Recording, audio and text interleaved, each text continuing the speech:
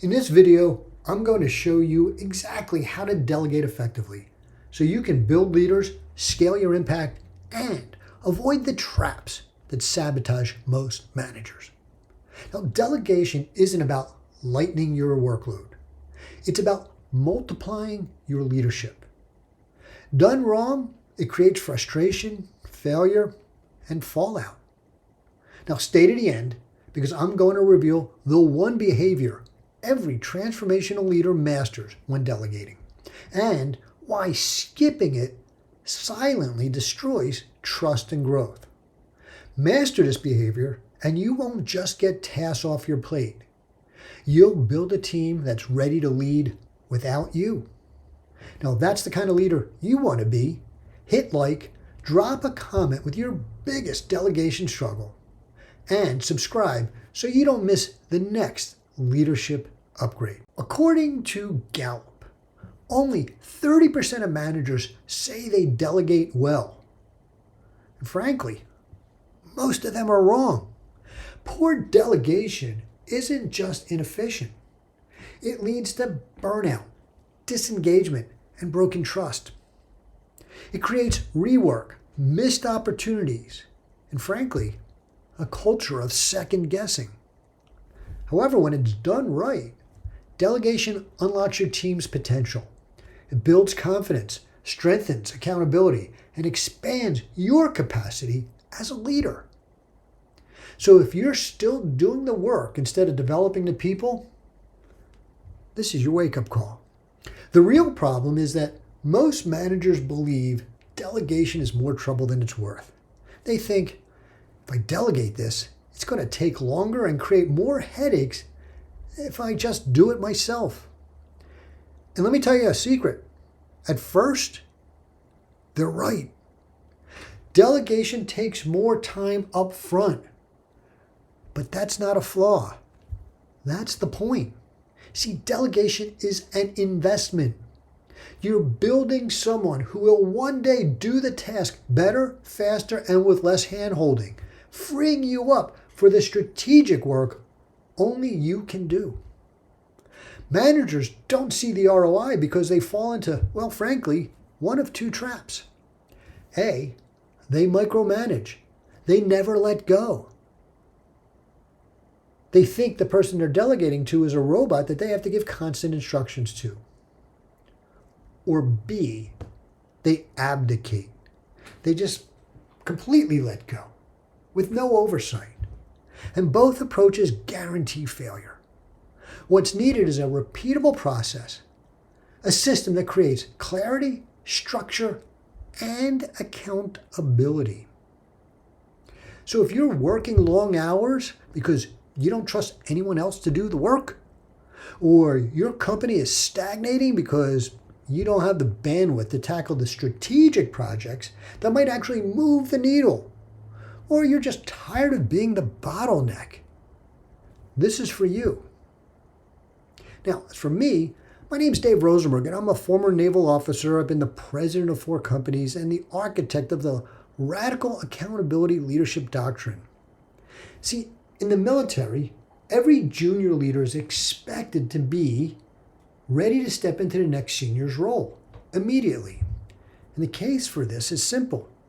We have casualties, and that means we are constantly trained and tested and trusted to lead. Delegation wasn't optional. It's how we built resilience and ensured that the mission could continue no matter what. And it paid off. As senior leaders were promoted or retired, the military has a cadre of very capable officers ready to step up and allowing them to actually select the best of the best to fill whatever critical vacancies may show up. I remember when I was at VF 211 as a lieutenant, and I was tasked by the Air Wing commander with developing a plan for the entire Air Wing and our destroyer escort to defend the battle group against an attack. Now, this is something normally the Air Wing operations officer would do. Well, in the course of planning this mission, I ended up learning more about how the battle group operates than I had in my entire first deployment. It's the way the Air Wing commander mentored me that turned what started out as an overwhelming responsibility into an amazing lesson in delegation. And it became the seed of what I'm bringing to you today. Now, this has been battle tested many times in my 30 years leading in the private sector, and it is now my mission framework for delegation. So, frameworks are hallmarks of radical accountability, my leadership doctrine, because they turn good intentions into dynamic, repeatable processes. Think of it like you're trying to train an espalier, a vine to grow on a wall.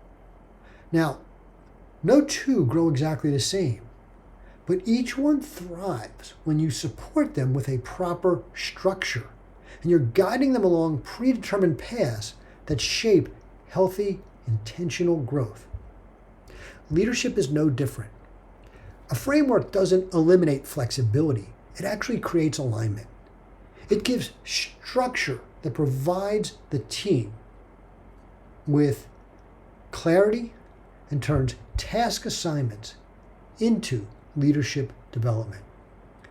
And so that's why I developed and used the mission framework for delegation. It eliminates guesswork.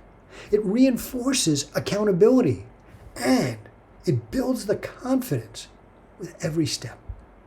So here's how it works and why leaders who use it consistently build stronger, more accountable teams. The M in mission stands for mission objectives. As Dr. Stephen Covey once famously said, start with the end in mind. And that's exactly what this step does. Every successful delegation begins with clarity, not just what needs to get done, but what done right looks like. What does success look like? What is the outcome we are looking for? As well as what are the constraints? What's the timing? What's the budget? What's our standards? You might say your mission is to deliver a client-ready pitch deck by Friday. It needs 3 solid recommendations, professional visuals, and be tight enough to present in a 30-minute meeting with time left for Q&A. This eliminates ambiguity and gives the delegate a clear, achievable target. I include resources. See, lack of access derails progress. If they don't have the right tools or context, you're setting them up for failure. Consider providing everything they might need: background docs, access to key stakeholders, reference materials. When I had to plan this mission, I actually interfaced with departments on the carrier that I had never met with before, some of whom I didn't even know they existed. It was eye-opening. So you might say, I've uploaded the last quarter's pitch deck, and I've added you to the client Slack thread. I've flagged Sam to help you with the visuals. Whatever it is that's going to be required, not the specifics, but just the resources. So now they can move with momentum instead of friction. They're set up for success. SS, this is both S's in mission. Suggest sparingly. This is where delegation becomes development. It's where people frequently make mistakes. See, don't script it, don't solve it. Instead, ask open-ended questions and let them show you how they think. See, this step is about building judgment. It's about building problem-solving mindset. It's not about getting them to mirror yours, but getting them to be their own. So you might ask in a case like this, how are you planning on opening the deck? What's your approach on presenting the data? Let them walk you through their process. If you think the data should be presented within the context of a story, and they don't plan on doing that, you could follow up with, do you think the client will understand the implications of the numbers? If they still don't connect the dots, you might say, you think a story might help them see the big picture. Now, of course, that's only if their answer isn't sufficient. See, the goal is to guide, not direct. It's to develop their strategic thinking and tactical execution without robbing them of ownership. Intermediate checkpoints. That's where this suggestive, aspiring suggestions comes in. After the initial assignment, this is the step that you use to avoid surprises. You want to check in after their initial time frame to get things laid out, to get their overall picture. These aren't about control, they're about catching misalignment. And you want to catch it early and then reinforce support without taking over. So depending on the complexity of the project and the timeline involved, there might be several checkpoints.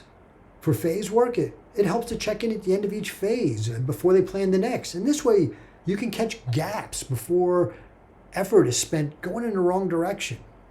You might say, let's check in after you finish the outline. And then, once the draft is complete. And this way, you become aligned before they invest too much time, energy, and effort on the polish when they end up having to strip it all back again.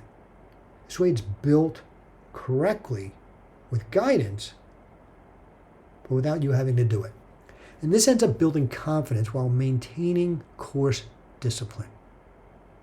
Now, once you have your intermediate checkpoints, you're not done. The O, one final review. After the whole project's laid out. See, you're still responsible for the result, and this review ensures it reflects your standards before it goes out the door. And it's not about redoing the work, it's about confirming it's aligned with expectations. You might say, let's sit down Thursday afternoon. I want you to walk through the draft and make sure we're good to go. It reinforces accountability on both sides and keeps your quality locked in. Now, the N in mission. It's actually the N in analyze, and it stands for analyze results. Now, this is the moment I promised you, the one behavior that's going to separate weak delegators from transformational leaders. See, it's about closing the loop. Most managers stop at task completion, especially if it's successful. They just think, great job, and they move on.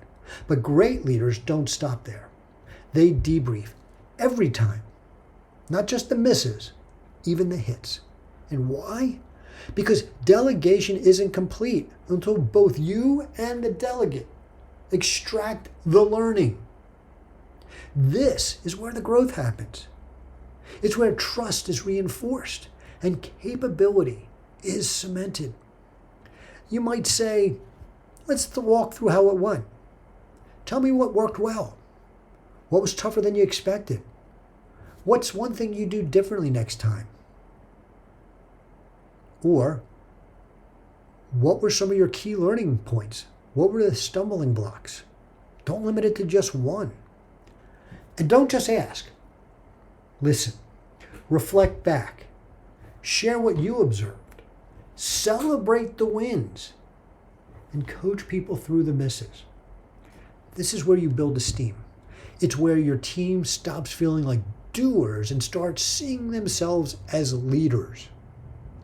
Closing the loop is what transformed task execution into leadership development. Skip it, you rob them and yourself of the real payoff. So here's what I recommend. Pick one team member you think may have what it takes to lead and replace you.